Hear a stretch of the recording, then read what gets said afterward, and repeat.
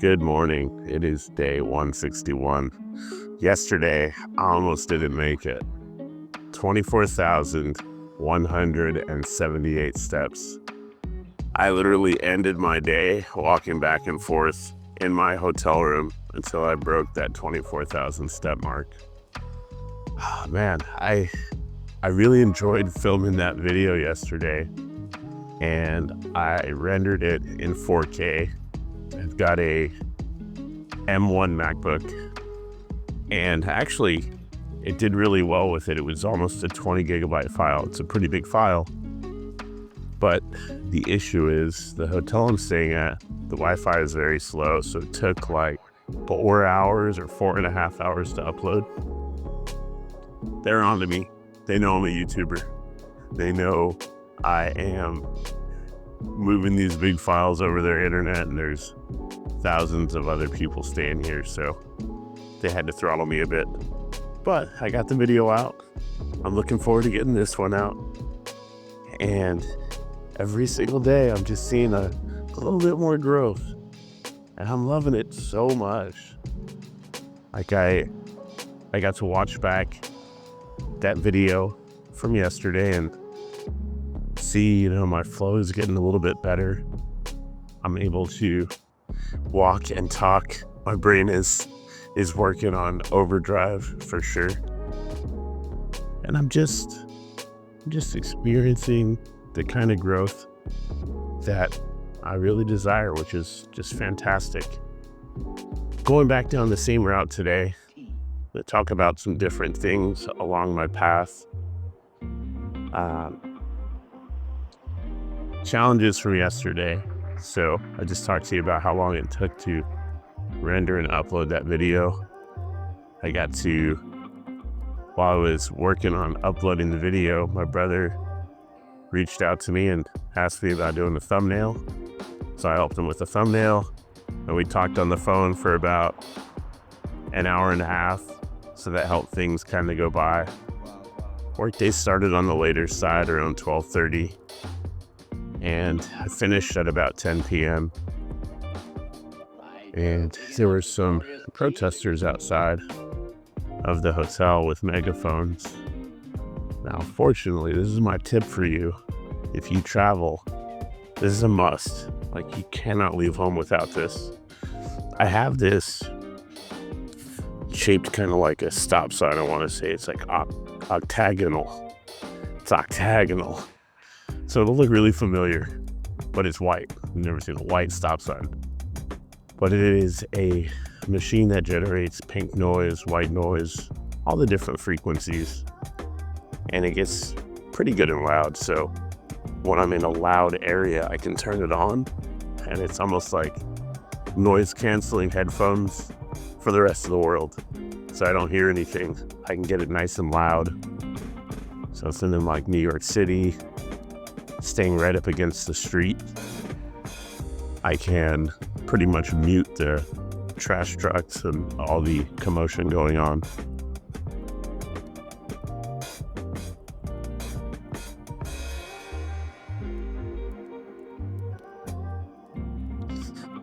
So today, it's a little bit colder than I expected based on checking the weather report before I left.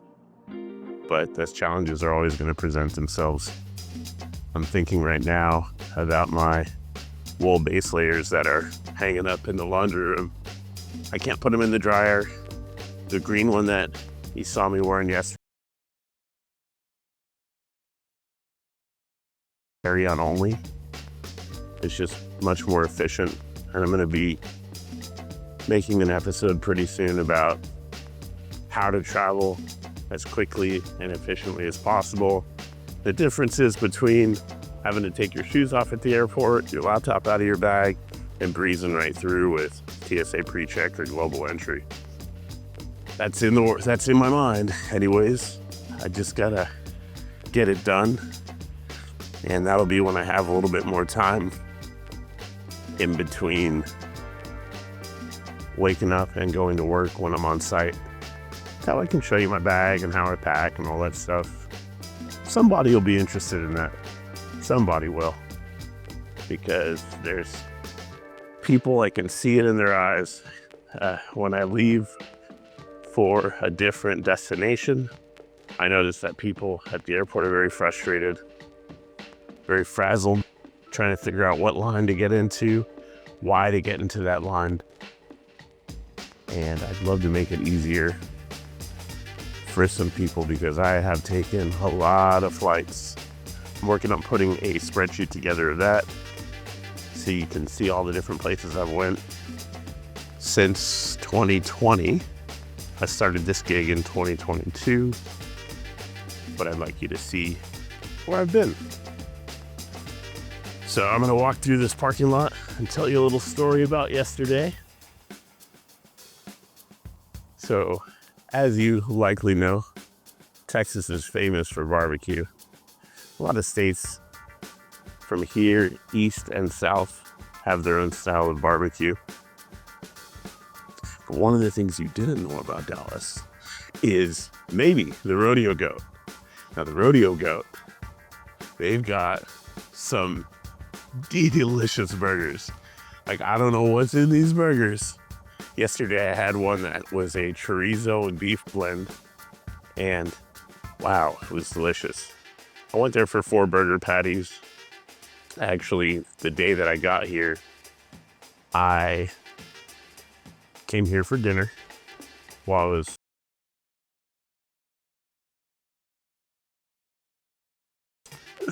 and I came and ordered some burger patties. My server's name was Lauren on the first day. So I came in, I asked her about whether or not I could order just burger patties.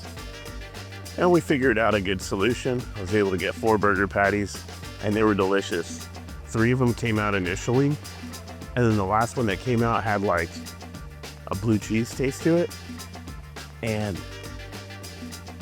for one, the regular patties were just incredible, but then this last one came out and it was just so delicious. The flavors that they're able to get out of beef, I mean, I eat a lot of beef, so I know what beef tastes like from all these different restaurants, fast food to fine dining to at home. So I know what to expect. I've even ground my own beef. Got a big chuck roll and cut it up and ground it up, mixed it with a pork belly to get a little bit more fat into it, because when I go to Costco and buy their ground beef, I believe it's 90-10. I need a little bit more fat for the energy. So I'll add a little bit more with like some pork belly, but now I want to try making my own chorizo blend. I think they called it the Chaca Oaxaca. But last night, I had a conversation with Laura, and she asked me, hey, are you on the carnivore diet? And I started to explain it. And it's really interesting. Like, people know about these diets. It's really cool. She was telling me like how she has a tough time with sugar. And I was explaining how I used to have a tough time with sugar. I would eat a whole pint of Ben & Jerry's and just look back after the fact, kind of twist that pint to the side and see 1,400, 1,500 calories and all the sugar that's in there. And it's not like I was eating that pint and then getting up and going for a walk. Of course not. I was gonna bang out another 3 or 4 episodes of whatever I was watching on Netflix or HBO Max. I mean, man, once you get sucked into that sugar cycle, it's real easy to just sit down and become a couch potato. Watch that And I've been wanting to try eggs because that's one of the things you can eat on the carnivore diet. But the last time I had eggs, let's see, this was during my long working days. This is when I was disconnecting people's cable for a living. I wasn't just going around being a hooligan. And I showed up. I lived in Lancaster, California at the time. This was 2005. So I would leave my house around 3:30 in the morning. I got some experience with this early morning stuff.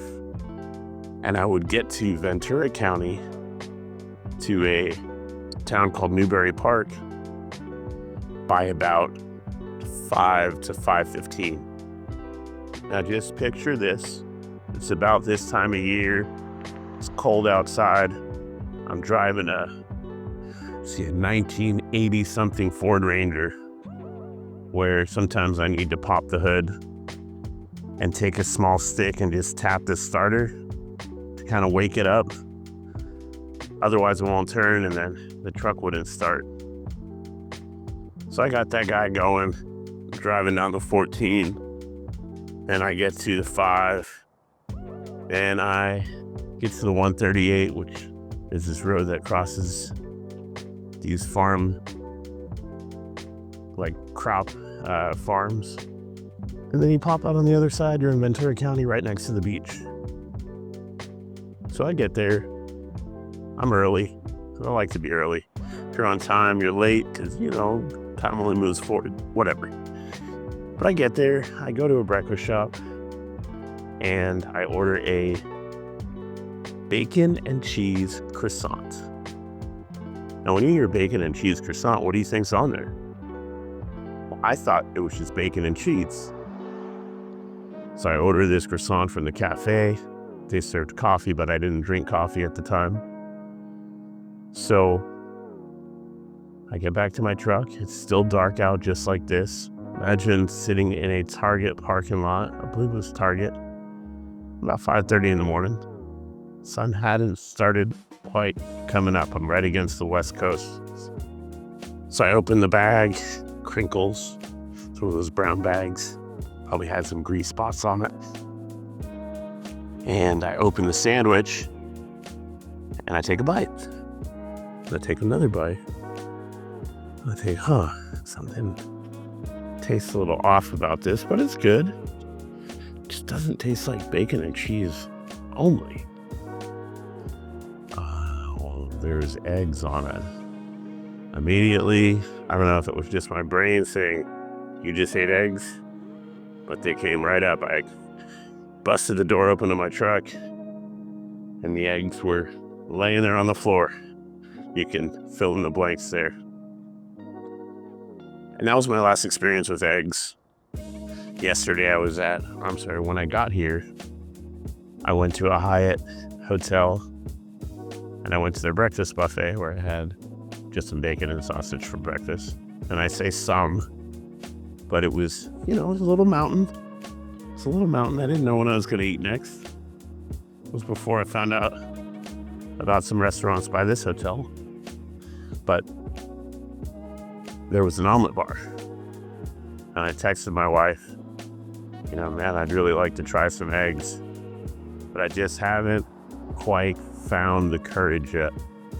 The guy was making the omelets. People were smiling when they were walking away with their plates. But I didn't think I would be smiling if I went up there, got one, cut into it with my fork, and then saw what happened. I mean, I didn't want to ruin my entire day.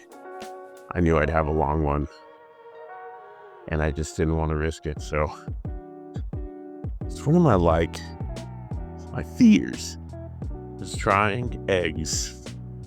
As simple as it sounds. But I know that sometimes our body's allergies or the things, our palate changes. So I'm always willing to try something just one more time. Same weird thing. I just think I didn't like the way it tastes when I was a child, but I didn't eat peanut butter either. Peanut butter, my parents made a sandwich. My brother ate peanut butter, my brother ate eggs, my dad ate eggs, my mom ate eggs. I couldn't eat them. But the peanut butter. So I was jelly sandwich Brandon. As a matter of fact, I must have been a cute kid then. I'm going to toot my own horn for a second. But my great-grandfather, I remember him. We were in New Haven, Connecticut. I think on the 3rd floor. This house had a basement and 2 stories beneath it and then one above it. Huge house, by the way. Their house was huge. As a kid, I didn't realize how many rooms were in there, but there were like 19 rooms. and they were renting out rooms to different tenants because they had so many rooms. The place is almost the size of a hotel.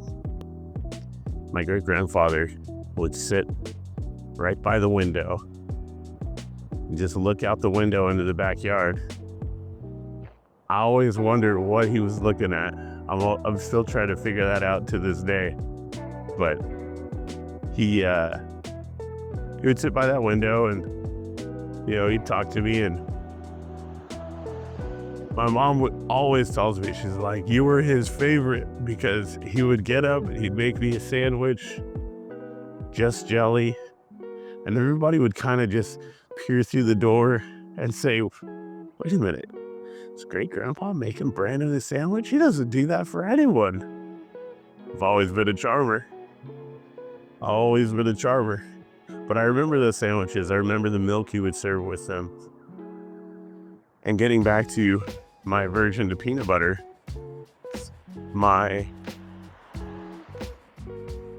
if my parents made a brother sandwich, you're making that sandwich. Now I understand.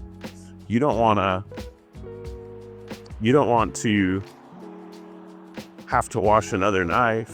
You're trying to be as efficient as possible. I didn't realize this, but they're just trying to be efficient, make these sandwiches. They're going to make a sandwich for my brother and I, and pack the rest of the bits and bobs that go with lunch. You're going to like where I'm going, by the way. And, I didn't realize they're trying to be quick. So they would sometimes make my sandwich with the same knife that they used for my brother's sandwich. And I would know right away. I get home, you put peanut butter on my jelly sandwich. And I'd be crying with a bag of peanut butter and jelly sandwich at home.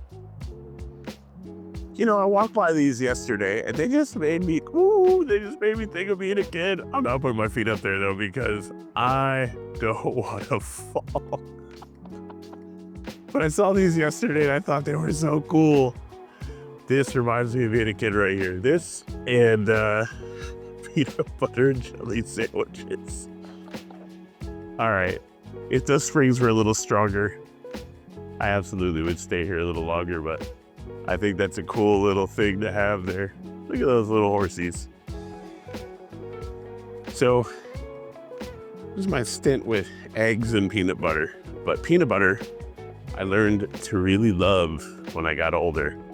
As a matter of fact, I could take a scoop of it right out of the jar and just eat it as if I never disliked it, ever. So I know our palates change, and I want to just be brave and try these eggs.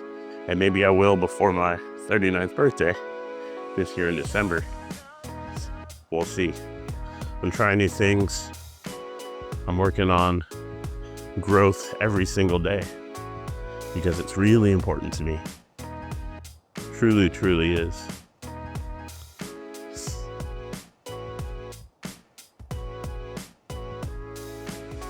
I just had to pause there for a second. I just taking in this peacefulness. The car passed every now and again, but to just have this time to come out here and talk to myself. I'm talking to the camera and I've got a mic on and everything, but I'm essentially out here talking to myself, just working things out. Some of these things I talked about kind of helped me get through the experience. As a kid, something as simple as the peanut butter on the jelly sandwich was something that I would stew over for days and days and days. Every time I had a lunch break and my parents had made me a sandwich, I'd be an inspector just peeling that thing open and looking in there, making sure there was no peanut butter, they didn't use the wrong knife. So sometimes talking about this stuff helps me get past it. when I was a kid, I was very zoomed in on those experiences. You know, it was the end of the world to me. I saw a little bit of brown from that peanut butter knife. Walking back by those furniture stores that I was passing yesterday. That one's a nice store full of lights. Show you the other side of the street.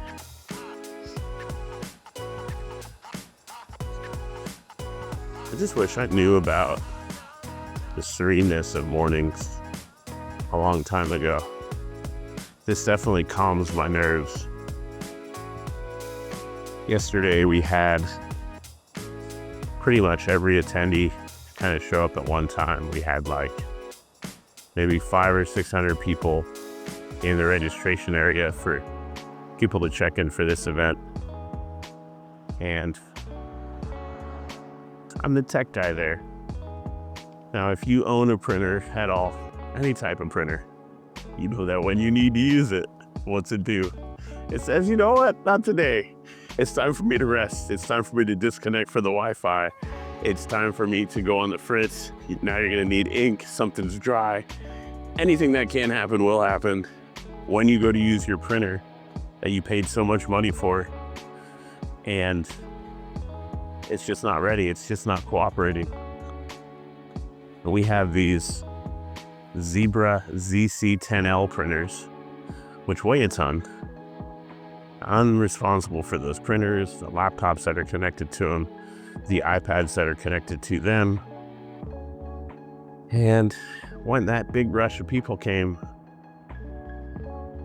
everything that could throw a wrench in my plans absolutely did. You know, the cards, some of them weren't cutting on a certain printer, and I had a couple spares, but the spares were, let's see here, the spares were at least as far as over there where that bunny is, which is across the street up against the wall. So that meant going and grabbing this great big box and carrying it from the room that's over there to registration and swapping the printer out. I had a couple of spares, so I got that one swapped out. And my name was like the smoke alarm yesterday. Brandon, we need your help over here. Brandon, we need your help over here. So I'm shocked I just barely got my steps. But without coming out here and doing this, there's no way I would have any type of patience. I mean, I think when I get older, I'm gonna have the smile lines, because I love being able to help other people solve those problems. And people are like, how do you do this? I'm like, I don't know. I'm just born with a troubleshooting brain. And I really feel that way. There's problems that come up on a daily basis that somehow I just know how to fix. I just think outside the box. And it happens so quickly. I found out at a young age, my dad's father, so my grandfather on my dad's side, who had already passed before I was born, was a TV repairman. And you know, my dad had 5 brothers and a sister,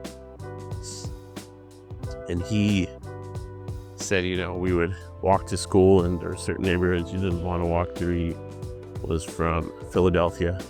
I remember him saying he lived on a street called Green Street, which I looked on the map. It was this little tiny street. He was like, if I went a certain way, you know, there'd be kids that weren't so great. Fortunately, he had 5 brothers, so I imagine they all looked out for each other.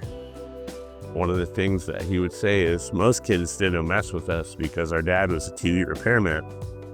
So if they did, and my dad found out, he wouldn't fix those kids' parents' TVs. So man, that's amazing. So I think that must have stuck with me, because I ended up in low voltage, and sometimes I would come across issues that I had never seen before, and I was able to put my hands on these problems and fix them. I'm talking about like popping open a TV and following alongside a YouTube video that someone made on their flip phone, cell phone camera, just trying to help out. And they're saying you got to solder these 2 points together where this capacitor is bad and it needs to be replaced. And somehow, some way, I'm able to replace these parts on these TVs and fix these TVs. Or just solve a myriad of problems kind of effortlessly. Sometimes I feel like that's my gift. And I just feel like it got passed down. Like I really wish I got to meet my grandfather on my dad's side. I feel like he was probably a really brilliant man. Because when you're looking at printed circuit boards, there's all these little spots and everything, and you gotta kind of figure out what's going on. It's a nice little puzzle for your brain. I'm gonna walk further today, this morning. Yesterday's walk, I got about 2.5 miles while I was on camera, maybe 3. But I want to make sure I'm not in a situation today where I need to walk back and forth. May not upload this one in 4K, or maybe I will. But the workday starts at 7. I believe it's about 3:45 right now. Maybe even, let me just take a look. It is 3:53.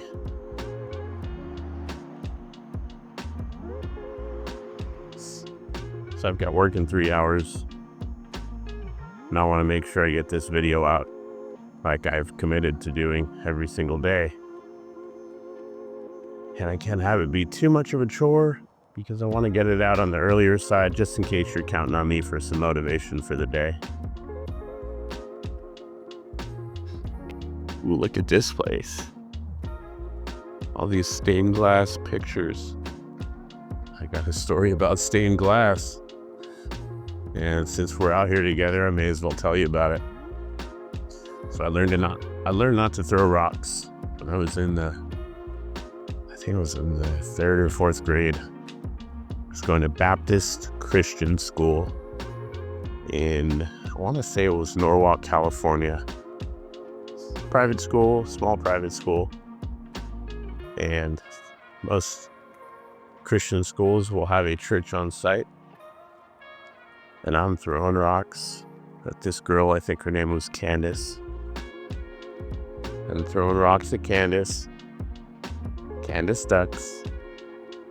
And that rock goes right through a stained glass window. I don't know what stained glass windows cost. I'm a little youngster. But I would soon find out.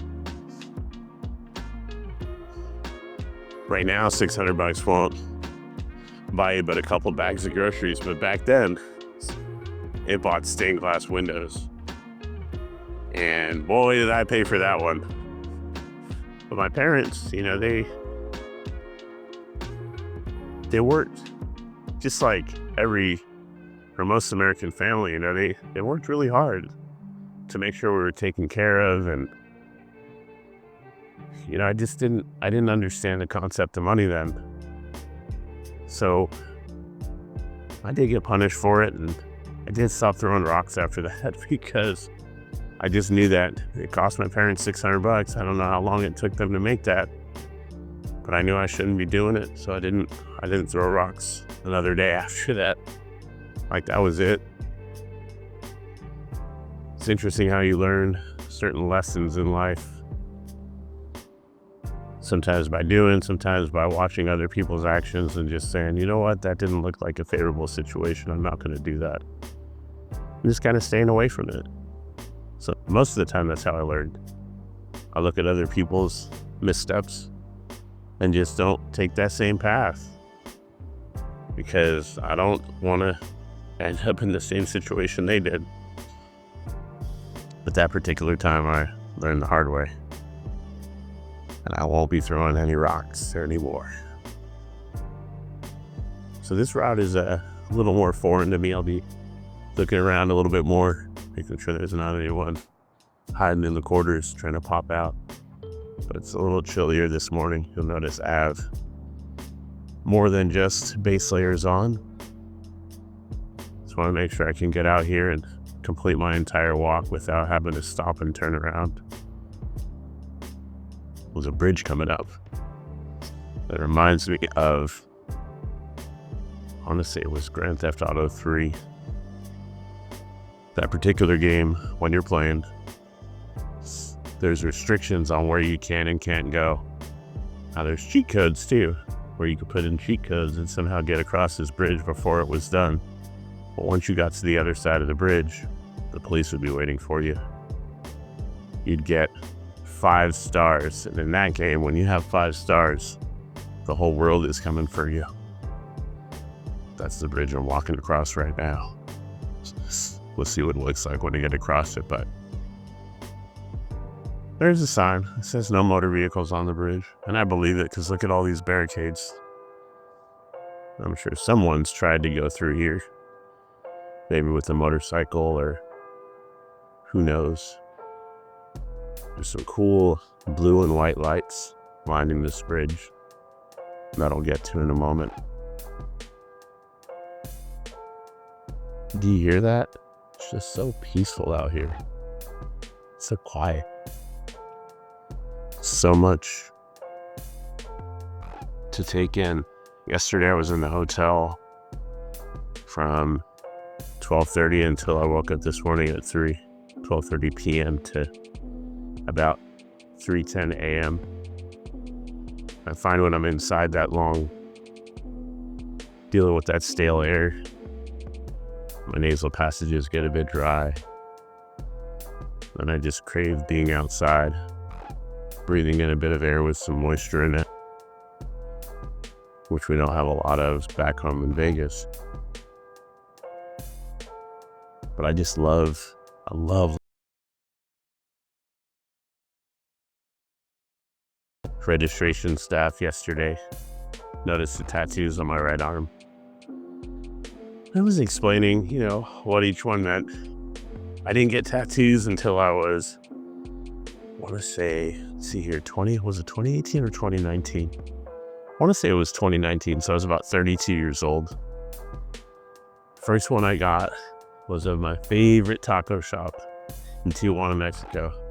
A very prominent size. It's like, imagine the top part of your forearm that would face someone else if you were standing. So like that at the top. And it's a big horseshoe with a guy standing in the middle and he's doing the okay thing. Love that taco place. That was my first one. And then we went over the other ones. I've got a tattoo of the Monopoly guy, my tattoo artist, Spar Art. He's in, I want to say Santa Clarita, California. I put my Versace sunglasses I used to wear on him. So when he showed me the artwork, I just broke out into the biggest smile.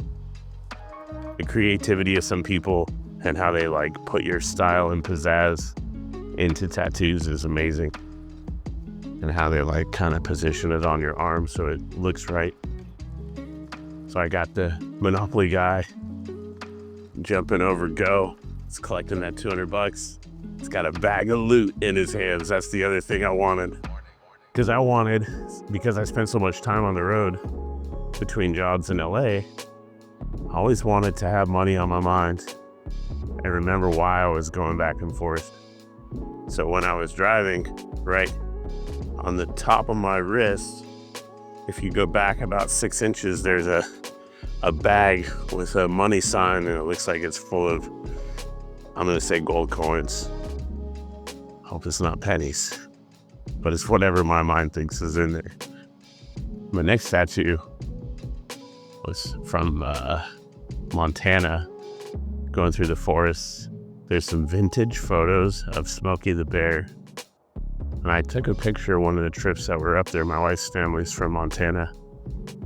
We're driving side by side through the forest, and I snapped a photo of one of the U.S. Forest Service signs. It had a vintage picture of Smokey. I told my tattoo artist I want that, so tattooed Smokey the Bear on the side of my forearm. And Funny enough, the other day, maybe like a month or two ago, I was sitting next to my wife on the couch and she was doing something. And I wanted to get her attention, so I put my fingers over Smokey's mouth and kind of made him talk. And I did the Smokey voice, only you can prevent forest fires.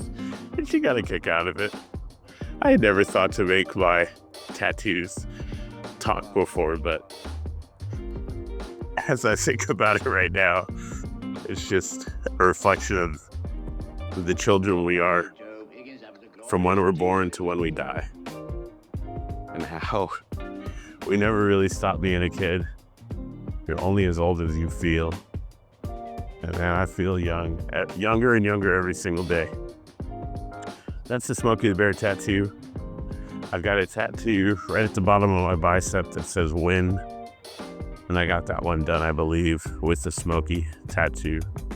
Under that Smokey tattoo, there's a little forest scene because I really just love the outdoors. It's got like a nice campfire, the pine trees. And every time I look at these tattoos, it just tells a little story to me. It reminds me of being in these places. The taco shop tattoo in Tijuana, Mexico, Taco Nazo. You know, the Monopoly board. I used to play Monopoly all the time with a group of friends, and we figured out a way to get a Monopoly game done in 45 minutes. Be really pushy with the dice rolls. Hey man, hurry up, hurry up, hurry up. We'd go around, buy up all the properties, and then we'd start making shady real estate deals right in front of each other. Hey, I'll give you this one for this one, and a little cash on the side. You know, we'd argue back and forth trying to get those properties, and then boom, before you knew it, 45 minutes to an hour was up and that game would be over. Sometimes we play 5, 6, 7 games of Monopoly a night. That's what that Monopoly board signifies. When my friend George passed, my tattoo artist, there's a tattoo on my wrist that says be nice. That's something George always used to say, but he would always say it kind of in a funny voice, be nice. And my tattoo artist also, I don't know if you can see that, but there is a little halo above the go. And his initials for George Garcia and the date that he passed.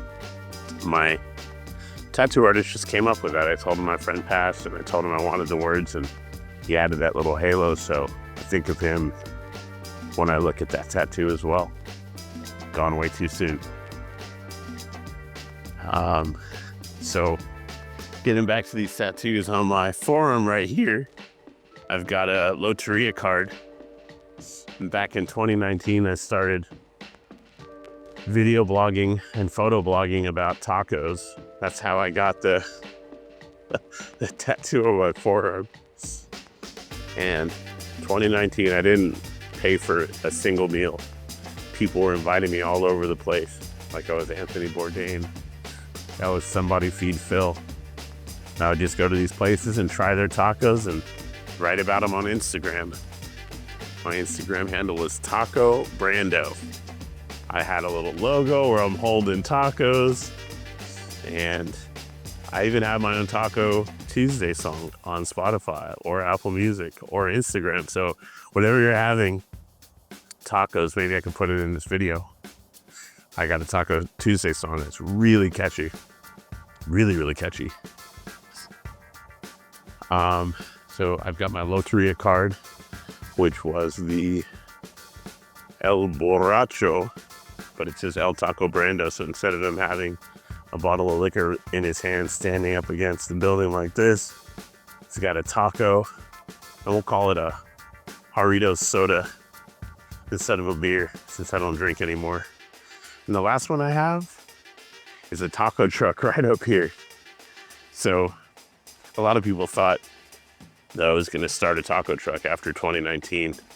Unfortunately, 2020 happened, and that kind of derailed my taco blogging because everything closed down. But I even had like some guerrilla blogs where I was in the back. I had a Sprinter van, and I'd go and meet up with my tattoo artist. He really liked tacos too. And we would just set up a little table in the back of that Sprinter There's a high roof so you can stand in there. And I just film a little bit about those tacos and we eat them and talk about what we liked and didn't like. Simpler times. But it's those tacos that got me in this situation where I'm walking every single day now, because that grease that sucks into those tortillas, among other things, the churros, you name it, all that stuff just packed on the pounds, that plus all the sweets and everything. So 2020 was meant to happen for me so my eyes could be open and I could see that I needed to live a healthier and happier lifestyle. You see how quickly things pass out here when you're walking? I hope you're looking at the scenery. You don't just have to look at my pretty face. But this is the kind of things that I love to see just walking through towns. Out in the distance, I can see a sign that I'm gonna pass. And this building with some really cool neon art on top. It's like I'm the last man on earth. And if I was the last man on earth, as long as I'm not Will Smith from I Am Legend, outrunning some zombies, this is exactly what I'd be doing. Just walking around and trying to find that next person. You know, the roads would be congested because everybody was trying to get out of town, and who knows what came and took us all out. But if I was the last man on earth, this is exactly what I'd be doing. Just be walking around. Probably wouldn't be talking to a camera because there'd be no way to upload things. I would figure out how to get power going though. Your boy's an electrician at heart. I built this trailer. I put solar on it, put lights in there. I've always been a kid that tinkered. I remember whenever our parents would leave us at home alone, I'd always be taking something apart. And I had a huge incentive to put it back together before they got back. I remember taking the VCR apart, and I look at the cost of VCRs. Those things were not cheap, so if I didn't get it put back together, that was gonna be it for me. But I think that's where my troubleshooting brain started, because I was putting those challenges on myself to make sure I got stuff done before they got back, and never were the wiser. My mom will likely watch this video now and be like, okay, that's why when I put the tape in the VCR, it kicked back out sometimes. Oh, okay, it makes sense now. Or that's why I had to press the tracking button a little bit more. For you youngsters out there, look up what a VHS tape is. I'm sure on YouTube there's definitely another video or two about it where someone explains how it works. But going from that to taking my Nintendo apart, which I've got one on the way. It's gonna be at my house when I get back home, and when I do my next live stream, I'll be playing some retro Nintendo games. I'm really excited for that. Just getting home and kind of winding down a bit. So it looks like the area I'm coming up on is called Trinity Groves.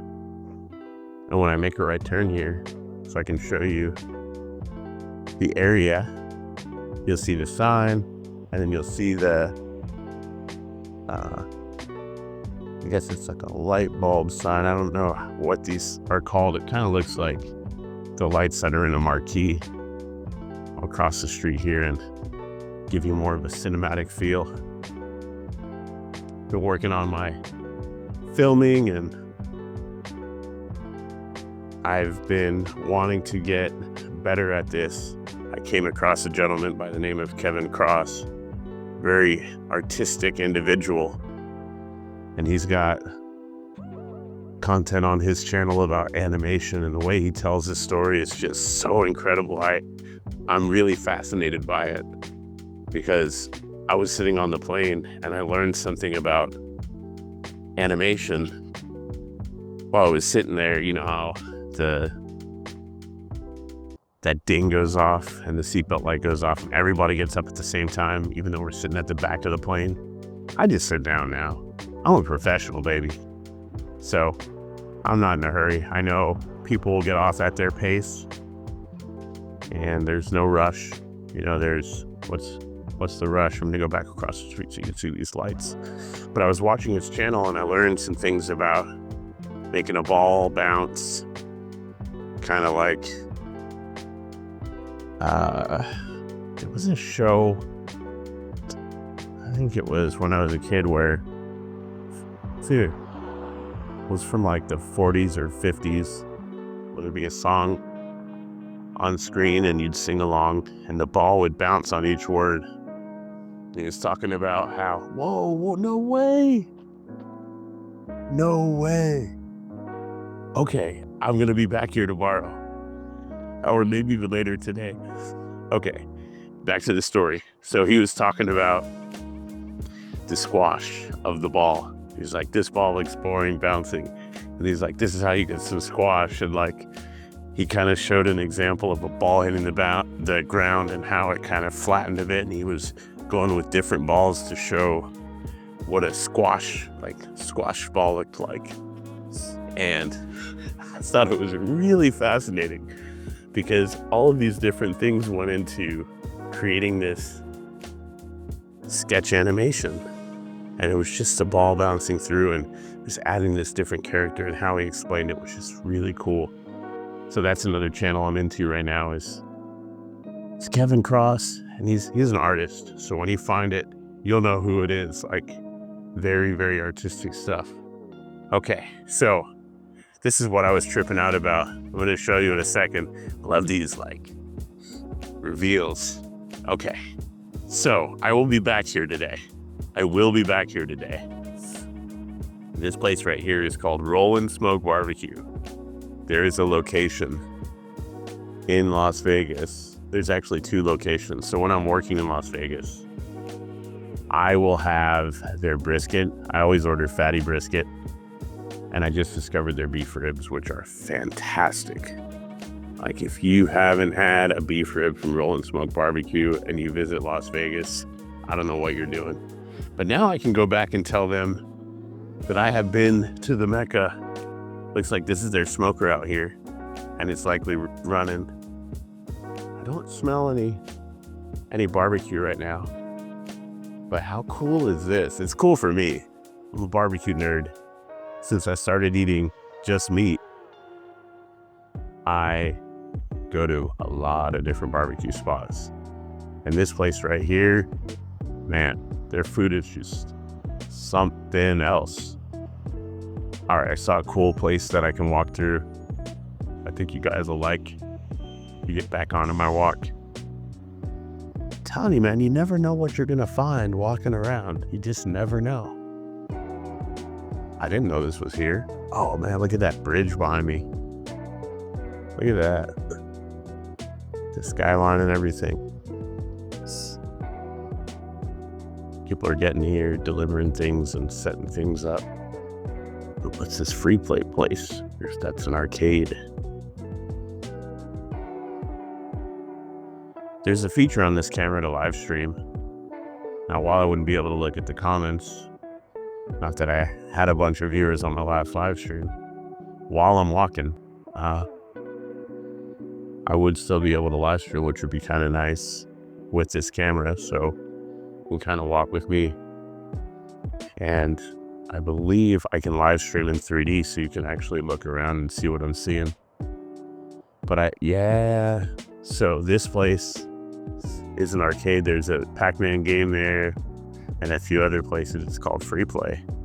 So maybe when I'm done having some barbecue there, I can unwind with some retro video games in there.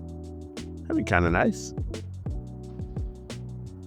All right, let me show you what I was looking at earlier so you can see what I thought was kind of cool. And you may or may not think it's cool. You might think it's lame, but it's okay. Getting these steps in. Let me go back across the bridge because I don't want to forget that I have a earlier morning than yesterday. Yesterday I started at 1. What do you guys think of this? The red lights, the red light hallway. It's a cool echo in here. I don't know if it'll come across when I process this audio, but Has me sounding like a late night DJ right now. Ooh, look at that pizza. That's what I really like about this camera is when I go to edit. Oh, wow, this is beautiful. I'll walk through here. When I go to edit, I can show you all kinds of different perspectives and move things around. So like every time I turn, I've got to re-angle the camera in the software to follow me so that you're not like just looking at the ground and stuff like that. How cool is this place? This reminds me of Trail of Lights in Austin, Texas. This is cool. This is cool. This is the kind of stuff you see when you're out on a morning walk, at least with me. And it's the stuff that I didn't even expect to see, you know? I just had no idea. These rainbow rope lights, American flag, looks like a bar right there.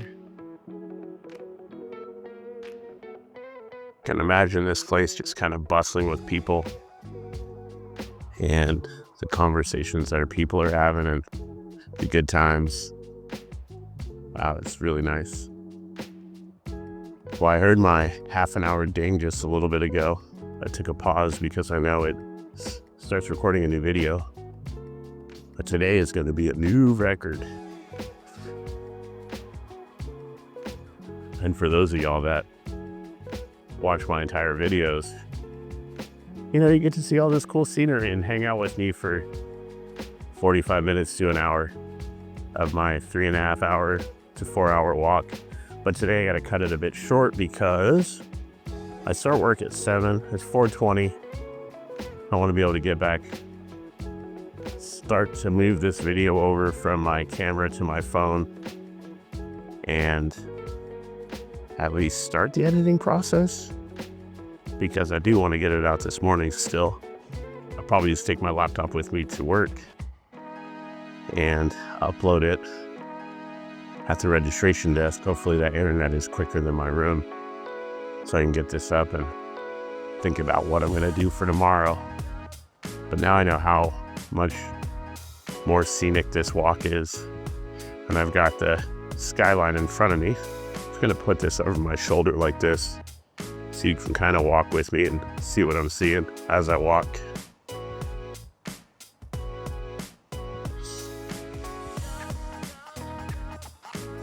Still can't believe I had a 360 camera before this one back in 2020 and I wasn't doing this. There wasn't a lot to see in Lancaster, California, but I was really working out some thoughts as I walked up and down 30th Street West.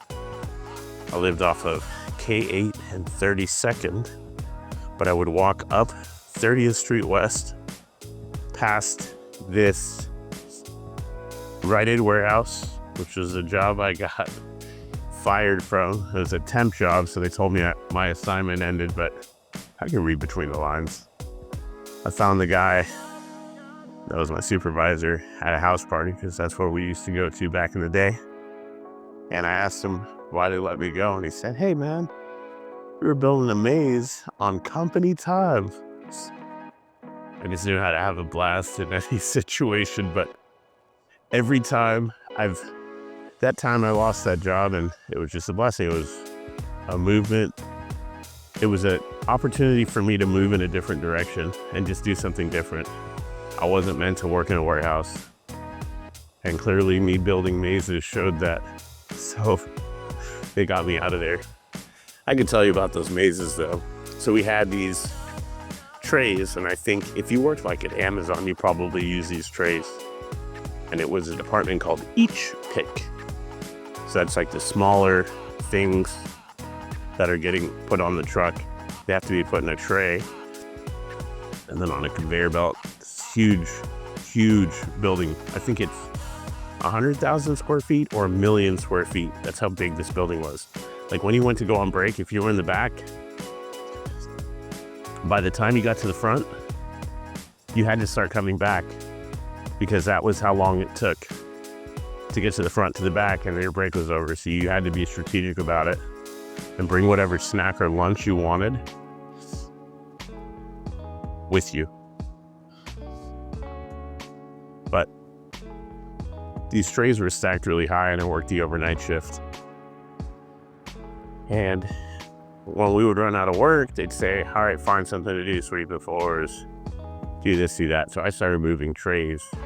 These trays are stacked 10 or 15 feet high. So I'm moving these trays, and I mean, there's thousands of trays. I move them into a big square. And what I did next was I kind of started molding the square. So these trays are tall, so you can't see over them. So I make a big square, and then I start forming a pathway inside that square. And then I make a little door with the trays. I mean, I'm moving so many trays to this area, and I got 1 million square feet to work with. Not the whole million, but a good portion of it. So I make this big outline, and then I make this pathway through there. And I fashioned myself a door where I could have the other employees go through it after I went through it. Then I could close it off. So I did that. And what I found out from the manager was, because I had 20, 30, 40 people go through it. I mean, it's nighttime and we're completely done, but we're scheduled to be there till a certain time. I said, how'd they find out I built a maze? And he told me, well, if you would have looked directly up while you're in the maze, there's a camera pointing straight down. So they were watching me open the door to the maze and let people walk in and walk through, and then closing the door behind them. Some of these people were stuck in there for 20, 30 minutes, just laughing, having a ball. Then I'd open the door and they'd find their way out the door, the stack of trays, and then they'd find their way out. So that was why I got let go from that job. But it was cool, like that kind of thinking about that right now. And those are the things that I get on these walks, is just thinking I was meant to be recording this stuff and seeing the beauty in cities and different landscapes and hopping on and off planes and dealing with irritated people. I was meant to do all this stuff. And there's no way that I would want this any other way. I'm still figuring things out. Every single day I'm working things out. I'm getting to come here and talk to you guys and display my creativity and share some life stories and just exist. It's my time to exist. It's your time to exist, where, like, if you got out this early in the morning, you see there's no one out here to bother you. Everybody's sleeping. Everybody is dreaming about getting up and going to work and doing it all over again the next day. I've had nights where I came home and went to sleep and dreamt I was at work and never really got a break from the day. Doing this, breaks everything up. This makes it all worth it. Just this time to myself to reflect on things that happened in my life and how they affected me. I'm so grateful to have started this YouTube channel. And I'm so grateful to be able to share my story, to talk, to walk, to wake up in the morning. Waking up is such a blessing.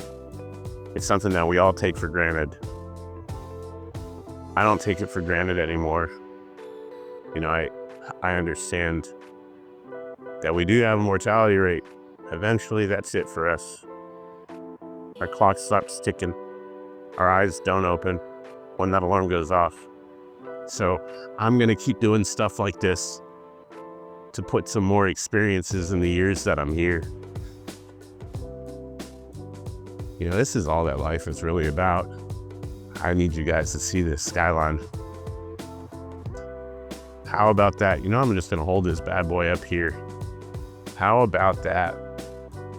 Look at that. Just so expansive. You see the bridge right there too? Look at that big old bridge. It looks kind of like the Tijuana Arch. With the cable suspending it up in the air. Some genius. This is why you go to school, by the way. If you're gonna build stuff like that, that's a good reason to go to school. That's a good reason to be great at math. It's where you can build something marvelous like that, where cars can pass over it, semi-trucks, all this weight going over a bridge. I know basic math. I don't know that kind of math. I don't know bridge math. I'm a smart guy. I'm not that smart. But it's okay. Teach their own. The guy that built that bridge might not be able to share his story like me. And I realize that. And I also realize that's a blessing. Well, guys, if you made it this far with me today, I want to say thank you so much.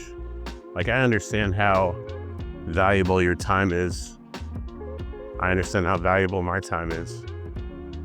And I hope maybe I could have shifted your perspective on eating peanut butter and jelly sandwiches, or just getting out and enjoying the day for yourself.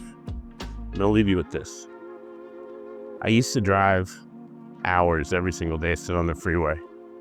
Well, I'd work on houses by the beach. I'd work on houses in Beverly Hills, Pacific Palisades, Santa Monica, Malibu, Seal Beach. Sometimes I'd go as far as San Diego. And toward the end of it, I went to a job in Seal Beach. And this particular customer lived 1 block away from the ocean. I realized out of all the times that I went there, I never just went a little bit farther, a block past, because I'm always early, so I'm gonna come knock on your door early. I realized, wait a minute, the beach is just right. A life experience. Go sit on the beach, go put my hands in the sand, take my shoes off, even if it's just for 10 minutes. Let me experience life and step outside of this routine that I was stuck in. Get up, get in my van, sit on the freeway, go to the first house, fix someone's problem, and continue and continue and continue. It's okay to take a quick break for yourself and just breathe and experience the moment. Put that experience into your life. If you made it this far, I'd like you to leave the word experience. And man, if you made it this far, good on you. But I'm gonna keep going for these marathon distance videos. Like, I like this, man. I really, really like this. And I like that people are willing to watch and share my journey. I hope that the scenery I provided today, while I didn't build these buildings, was enjoyable. And until tomorrow, I'm Brandon Alexander. Thank you so much for watching.